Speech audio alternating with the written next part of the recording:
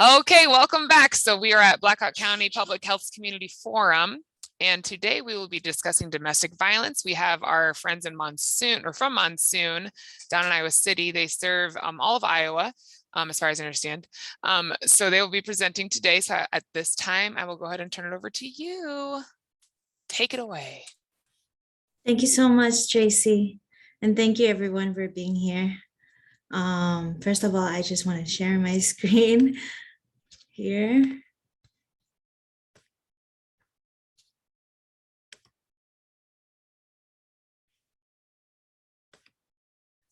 Can everybody see this screen?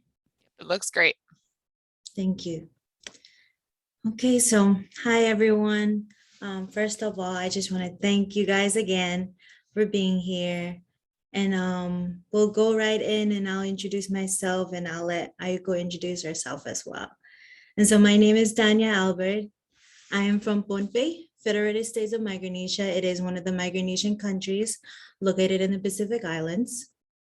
And I speak two Micronesian languages. And so Pingalapis, Pohnpei, and obviously a little bit of English. I'm one of the multilingual advocate and community outreach worker with Monsoon. I live in Makokota, but I am based in Dubuque. And hello everyone, my name is Aiyuko Maun. I am also one of the multilingual advocates as well as a community health outreach worker with Monsoon. So I am from the Marshall Islands, one of the region in the Pacific Islands. And so I speak Marshallese in English, and I am also based here in Dubuque. Yes, and so Monsoon Asians and Pacific Islanders in Solidarity. It is a community-based organization serving victims and survivors of domestic violence, sexual assault, human trafficking, gender-based related homicide in Asian and Pacific Islanders communities. And yes, Tracy was right, all across 99 counties, Iowa. So we are mobile. We are also multilingual, meaning most of our staff speak two or more languages. And our mission is to end all forms of gender-based violence, build out the communities through transformative justice and social change. And so Monsoon's been around and started as a volunteer program in 2003, became a nonprofit in 2007, and finally opened to public in December of 2007. And so as we're going to talk about Monsoon's program, I do want to highlight that all of our services are survivor-centered and free, confidential, and that we focus mainly on safety. And part of our program is direct services, which we do a lot of crisis advocacy, counseling. We also do support groups, or we provide legal and court system support. And so meaning that as advocates, we do oftentimes when we do services or provide services with victims and survivors, and they are in their crisis mode and stuff like that, or self-blaming themselves with whatever situation that they're in. As advocates, that's when we step in and try to ensure the victims, or encourage them and empowering them to help them, and also to help or guide them to help them get back on their feet. And so all of that. And so it is very important for us to build that trust within, also relationship, and is by showing support through what is it? System support. Yeah. System support advocacy or something like that. Yes. And then also we oftentimes when we do direct services, we also do community outreach as we are doing direct services. So we do a lot of community presentations, as well as meeting with other agencies or partnerships, as well as collaborations and events. Yes, and so one of our programs is also focusing on youth violence prevention. And so peer-to-peer advocacy, addressing sexual violence, targeted in middle and high school in central Iowa. As well as campus victim services, which is very similar to our youth violence prevention, but it is mainly focused in college or university campuses on addressing sexual violence and domestic violence. So we also provide technical assistance and training nationally or internationally and locally through another Monsoon program called NAPISAP. It stands for National Asian and Pacific Islander and Ending Sexual Assault. So we provide these services to any programs serving API in ending sexual violence. And then we also have Banhao Community Healing Space Garden. And so I believe in Lao, it means, Banhao means healing. So this site is located in Des Moines, and we have a garden where community members, victims and survivors, or just, staff come organize or facilitate events using this space. So it's for support groups and community activities or events facilitated. And through direct services, as we mentioned, we also do legal services. And as of January 2020, we got a new legal service. For short, it's LAPAPI, but it's Legal Assistance Program for Asian and Pacific Islanders. So we provide civil and immigration services like filing for divorce, filing for protective orders, or getting child custody and child support, and helping with visa applications. And so under this program, we have the opportunity to have a representation or an attorney to represent us or victims and survivors who first engage with Monsoon services and then through the legal service.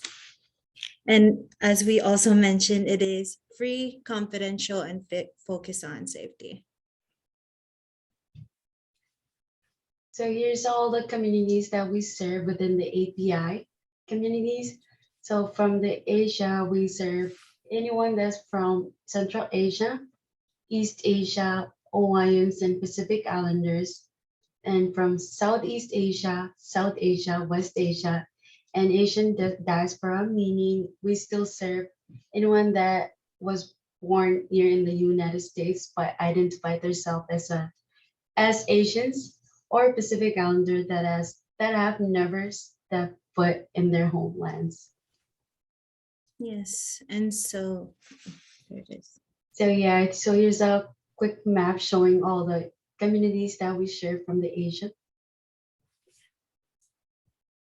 Yes, and so Pacific Islands, we also want to highlight that, not all Pacific Islanders are Polynesians, but we just want to say, like, there are Pacific Islanders from these listed regions: Micronesia, where me and Aiyuko are from, Pohnpei, Marshall Islands, Melanesia, you've heard of Fiji or Solomon Islands, and Polynesia, Hawaii, Samoa, Tonga. And so we want to, also want to specify that there are other regions. And as we, do direct services, collaborate with other community supporters and community leaders, we notice that there are a little bit of lack of knowledge about where Pacific Islanders are from, or, who are they in general. And so oh yes, and then there's a map, blue for indicating Polynesia, green Melanesia, and Micronesia in red. And we just want to highlight where I'm from, Federated States of Micronesia, and then Marshall Islands, where Aiyuko is from. Good. And so next, a little bit background of Pacific Islanders. And so we've been coming here growing, the population growing rapidly since 1980s. And as we learn, it is estimated about 1.5 million in the nation, and then about 6,000 in Iowa. And so we also want to highlight that or talk about COVA, or Compact of Free Association. It is an agreement between the United States and the three Micronesian countries, Republic of Marshall Islands, Federated States of Micronesia, and Palau. So an agreement to, allow opportunities for job, living, and education for the citizens of the three countries to come here and have those opportunities in exchange, and I apologize for that, in exchange for the US to occupy or use our lands for military bases. And so, as a COVA citizen, we also want to mention that not all Pacific Islanders get the same benefits. And so until 2020, we got back Medicaid, which was not approved for 24 years. We still don't have SNAP and child care assistant or cash assistant. So these are the things that we want to share through our experience by doing direct services and community collaborations or meetings or trainings as a COVID citizen, because it's been a decade for me being in the United States. And so I don't know much about benefits until I got here, and then I started working with, victims and survivors within our communities, finding how some of the benefits are not eligible for COVA citizens.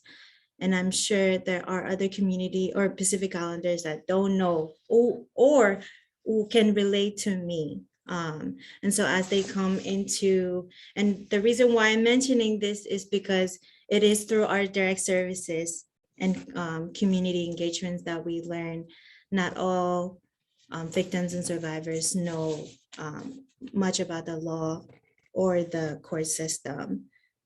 And so, yeah, we just want to highlight that. And so if Aiyuko want to add anything for that. The reason why we brought this up is another reason is because when we do work with victims and survivors that are specifically from our communities, and we want to speak from our experience addressing these issues that we've experienced with victims and survivors when we help them. And so sometimes when what happens is when they have these lack of resources and stuff like that, it builds that stress upon themselves, and that can lead to any type of violence. Although we're focusing on domestic violence, all of these issues are also important to be talked about, because as we are doing these services, providing these services, we are also educating ourselves to help ourselves navigate through these barriers within our communities, as well as how the system work here, because living in a diversity community we have to constantly adapt that knowledge of the differences between how the system work back home to how the system work here. Example, how we discipline, or our community members discipline their kids back home, and how it seems like violence here in the States. And so we do a lot of that community outreach, educating and encouraging community members about these type of issues or differences, and how it works between the legal here and how the system works back home. Yeah, and just to add, for example, how Aiyuko said, disciplining kids back home seem to be okay, but they come here and they don't know much about the law, and they discipline thinking that it's okay to do it. And then for example, if others sees that and they call the police, and they get involved with the law enforcement. And so that's where we come in. That's where we want to educate them to use or to, come to us, in regards to those issues. If they need to file for a protection order, we're here instead of calling the police and then automatically, get an NCO or a no contact order. And You what, know. what it- how it looks like if they do call law enforcement and then and maybe, or if they have like kids involved, that's when child service, child work, Child welfare. child protective services Yeah. come in, or DHS come in, and then like that lack of knowledge about the situation that they're gonna have, like what's gonna happen if I call the law enforcement, or if the DHS or child protective services are involved, what's gonna happen to my kids? Like that lack of knowledge. So we do a lot of community outreach, just educating or encouraging community members. Reassuring them of all these issues that might have happened, or if it happened, we that's us as advocates to come in and educate and reassure. Could I chime in here just a quick second? Yeah. It isn't, I said it was going to be an open conversation, so here I go. I think that's a super relevant thing to point out, how there's cultural differences in parenting, because even like, Americans in general, we all have like there's a whole spectrum as far as parenting styles go. But when you start introducing like a different cultural background, like that would be really hard, because parenting is tough work, period. But then when you're going off of what as like how you were raised and whatnot, and then considering like cultural differences, like it's going to get very complicated. So I guess my question would be, how do you like what types of things are you offering parents in regards to like discipline styles and stuff? Like what do you offer a parent if they're like very clearly struggling in the parenting discipline sector? Well, I'm gonna say, Go for it, Aiyuko. Go for it.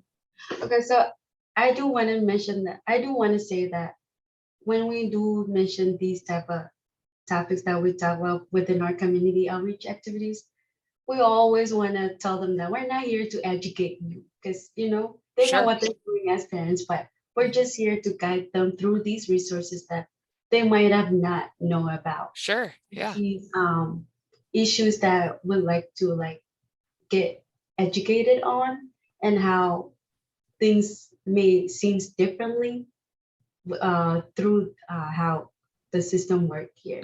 Like especially when let's say for example parenting in public, like how that would look like in public, and Yeah. especially when it's not your environment, or where your surrounding is not from where you're from. Let's say like someone in my community yelling at their kids and be aggressive towards their kids, yelling at them in public. People around you may call police and report you about what they just witnessed. And so we always, let's say when we're doing community listening session or focus group discussion about these type of issue, since I just mentioned that we're not here to educate them, we always bring expertise on these type of issue, or someone, community members or community supporters to help address these type of issues on how to better, or how to, And so, sorry, Aiko, and I also want to mention there's a accountability project. Did I say that? There's an accountability project for parents. So whoever, getting, or the couple, let's say a couple getting involved with the law enforcement, and then there's a protective order in place. And so they're I can't speak more about it, and I can look up or look into our protocol more, but I just know that there's an accountability project for parents to use to receive better tools on disciplining and just taking care of their kids better. I think that's a really great approach, because I totally get what you're saying, where like if someone like who's not familiar with like this like style or whatever sees this, they're going to be like, what's happening here? But like they're just like, doing their thing. But it's nice that you are there as like a guide, and to kind of be like, so this is actually how things are done, and this is what we do. And offering that accountability class as well. That's really cool. Yeah, and parents tend to not take on accountability. And so that's also one of the things that we try to, encourage, not just parents, but everybody For to sure. take accountability in their actions. Awesome. Well, cool. Thank you. Thank you. And so I'll just move on, and then if you have anything, please post it in the chat or just unmute yourself. So next are Monsoon offices. So yeah, Monsoon has 3 offices. Main one is based in Des Moines, and we also have another one in Iowa City, and as well as Dubuque, where we are based at. And so here's all of our addresses and information about our offices. And just give a couple of minutes for others to look at, or otherwise, we can send these information out for others. And so this is actually, our last slide. And so this is the address for our Dubuque office, my number, Aiyuko's number. And so, if you have any questions, please unmute yourself or put it in the chat. I have another question. Look at that. Yes, Tracy. So you have offices in Des Moines, Iowa City, and Dubuque. Are there any plans to broaden that to like the Waterloo area? I know we don't have a ton of the population here, but I think that that's actually growing from like based on referrals that we're seeing within my program here at the health department. Just curious if there are any plans for that. Oh, honestly, I'm also curious too. But we hope so. We really, part of, I believe in Monsoon is to grow, and then expand into all those 99 counties. And, as we mentioned, part of our program, NaviSath, we are also nationally and locally providing or addressing sexual violence and domestic violence across. And so hopefully is my answer, but I can also look into that. Yeah, we can definitely share it to our, executive director, supervisors, and then we'll keep you update on that. But we do have like built connections over there and like partnerships within. We try to, yeah. I believe we have community. The victim witness partnerships. Courthouse, yeah, over there. Awesome. So that's where we get referrals and stuff like that. And then do you do partnering with like agencies like I know locally we have Friends of the Family. So are you doing partnerships with them, I presume? Yes. Okay. Very cool. I have a couple of questions. This is Arlene. Hi, Do you guys Arlene. work with Embark at all?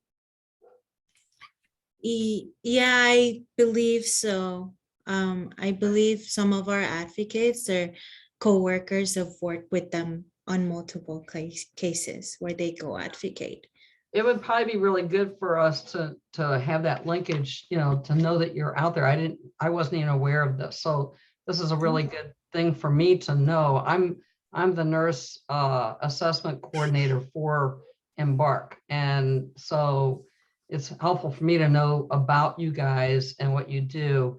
We have offices in Des Moines and in Waterloo both, but that might be very helpful. You might even want to think about giving us a presentation at one of our staff meetings, for about a half an hour, because I think it might be really helpful for everybody to know what you guys are doing and where you're located at, and having that partnership, which is really helpful.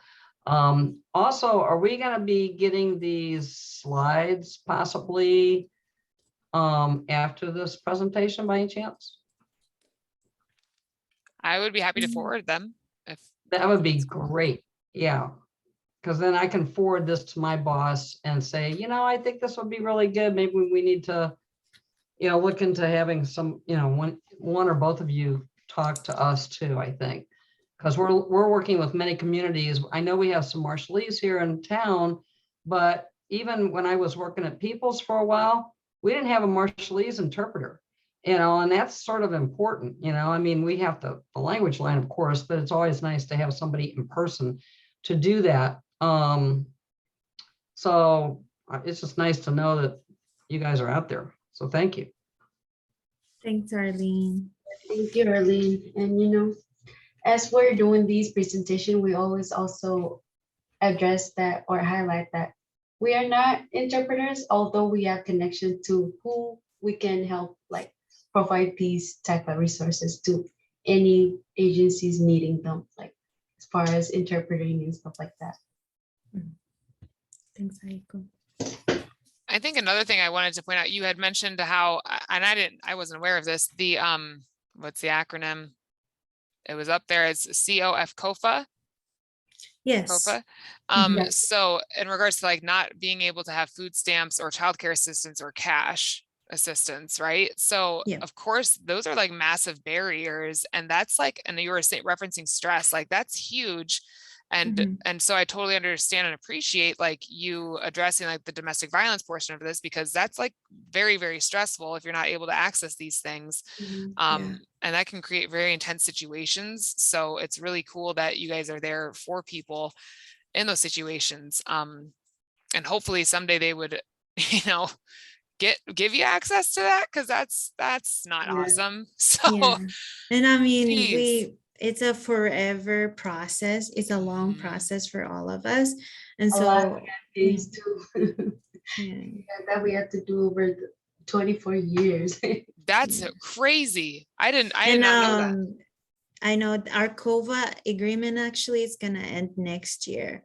And so I'm guessing like a lot of, I haven't seen it yet, like in paper, but I believe there are many people out there are fighting to renew this agreement. Okay, well, so that's good.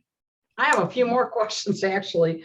One is in regard to your LAPAPI, the legal assistance. Do you guys try to hook up with legal aid in Iowa?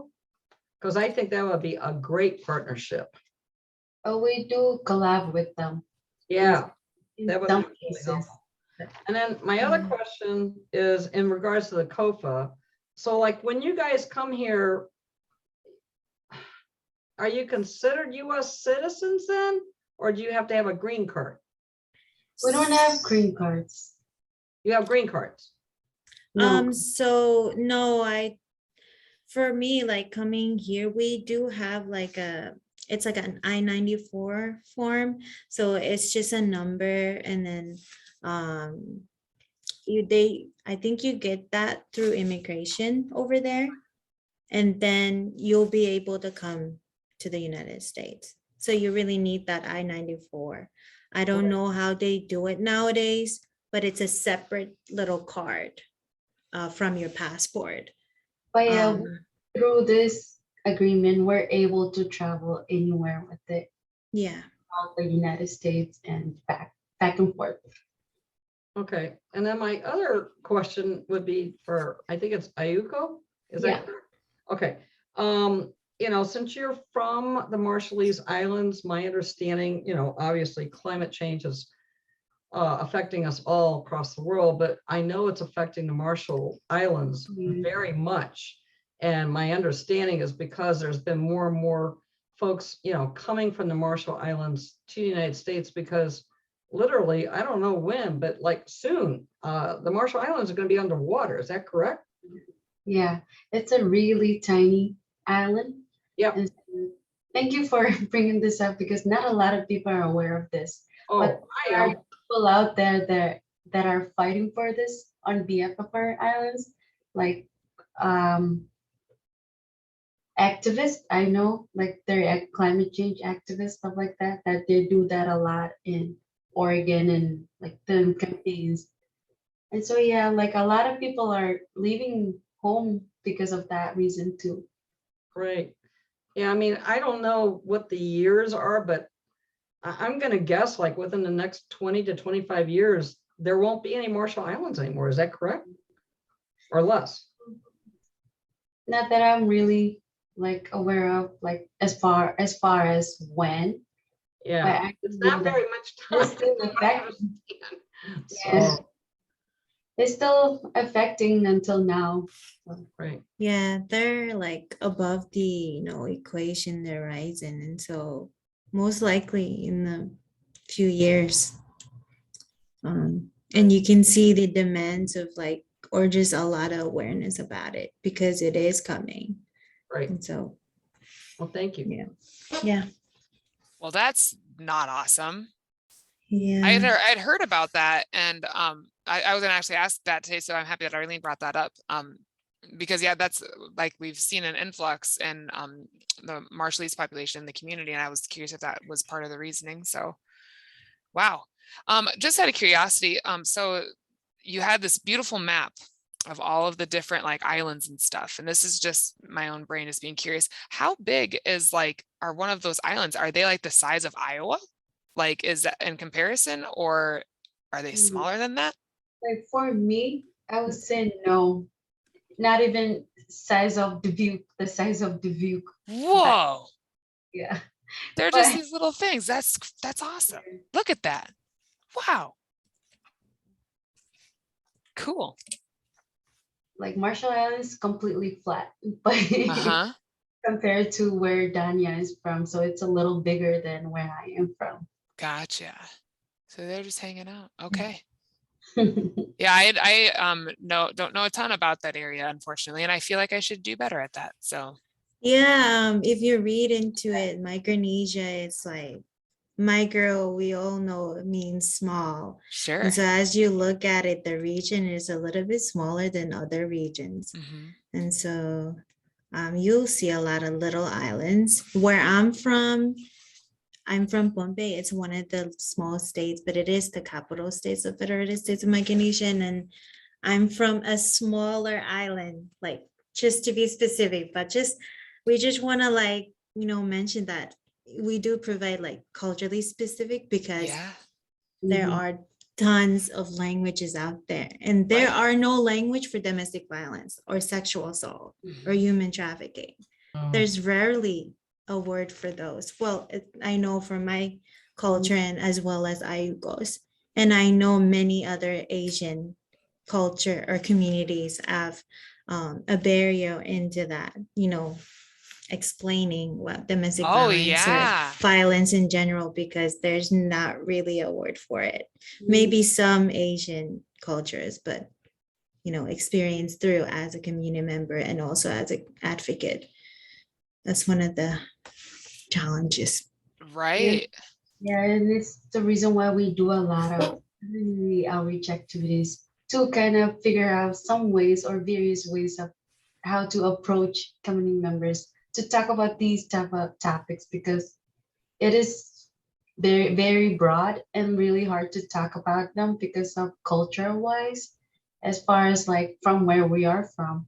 It is something that is not talked about in general because it's not, for some it's not appropriate to bring it up, but it is important to bring awareness about that type of situation or Mhm. topic. Oh, for We sure. do that It's a lot. shameful, it's shameful to talk about gender-based violence. Mhm. That's what we were, taught or, So told. is the I was in a conference earlier this week. We were talking about Native American related stuff. We were talking about how like patriarchal like lineage versus like matriarchal lineage. So within like I guess you're saying that there's all these different cultures at play here. So do people what am I trying to say here? Are like is it more like specific, like would a father be like the one in charge more so than the mother, or is it like equal in regards to parenting, or even like with like within the home setting, like does the mother have more say than the father would, or vice versa? That's a really good question, because in some culture within the Pacific Islands, it's either way, it's vice Okay. versa. So like, Interesting. and I can't speak so much about the Asian communities because like we're still building our knowledge on that as we're working with them. Mhm. But we're here to talk about our experience and we're not here to talk for everyone. And so Sure. we want to talk from our experience. Mhm. But yeah. Okay. You know, it's interesting, like your map. I had the opportunity 5 years ago to go to New Zealand, both islands, North and South. And the Maori are the culture that had come to New Zealand, I think from Fiji. And so it was very interesting to hear about their culture there. And they apparently they get along pretty well with the government there. So it's a very mutual kind of thing, which is unheard of here in this country. But you know, it's really nice to see that.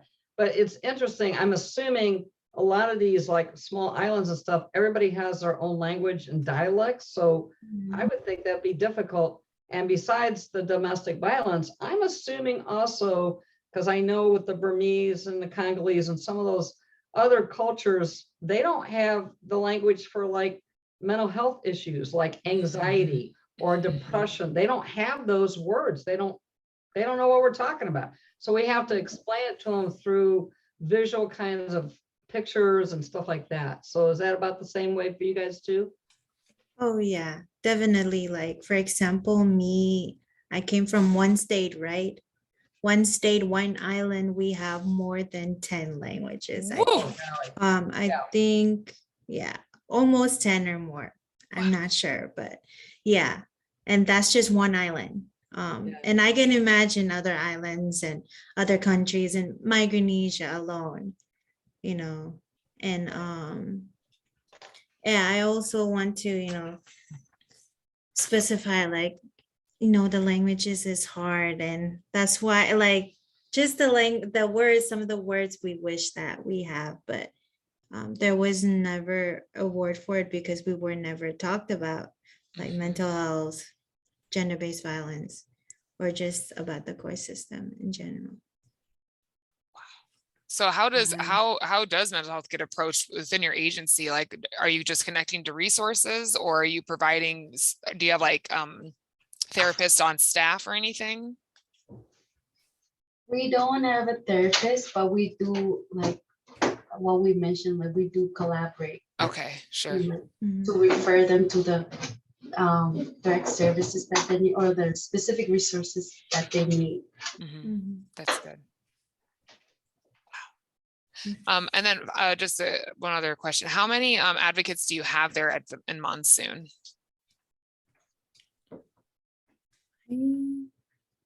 Yeah.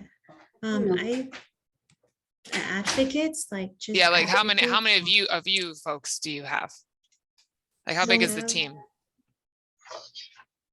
So most of our advocates are are Asians and are all based in Des Moines. Okay. And so like I say, let me do a quick count. I think there's about 3 of them or 4 of them in Des Moines. And then there's 2 of us. Yes. And then there's also like a part-time advocate, but she does she is the campus coordinator.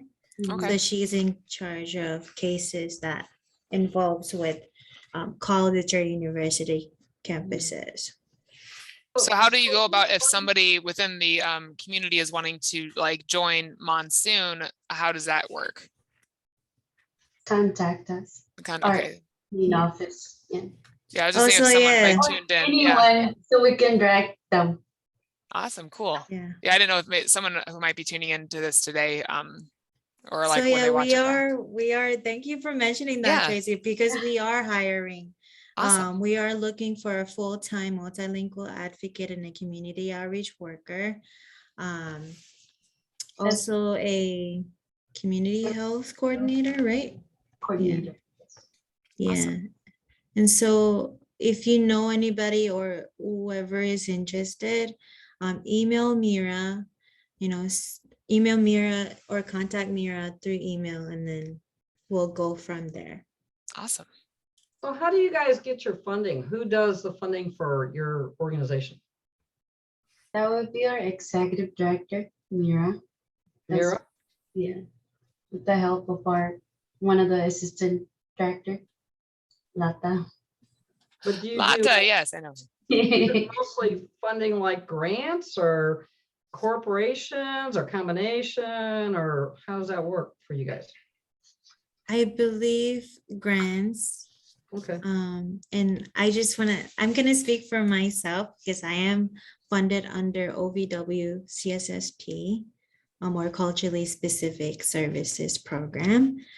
And then for Aiyuko, because she is part-time advocate and a part-time community health outreach worker, I'll let her mention that. Yeah, I'm also under OVW as well as IDPH. So like the 50% of my work I do advocacy, and then the other 50% is I do community health outreach. Awesome. That's great. Y'all are busy. My goodness. Awesome. Well, I think I'll stop the recording here.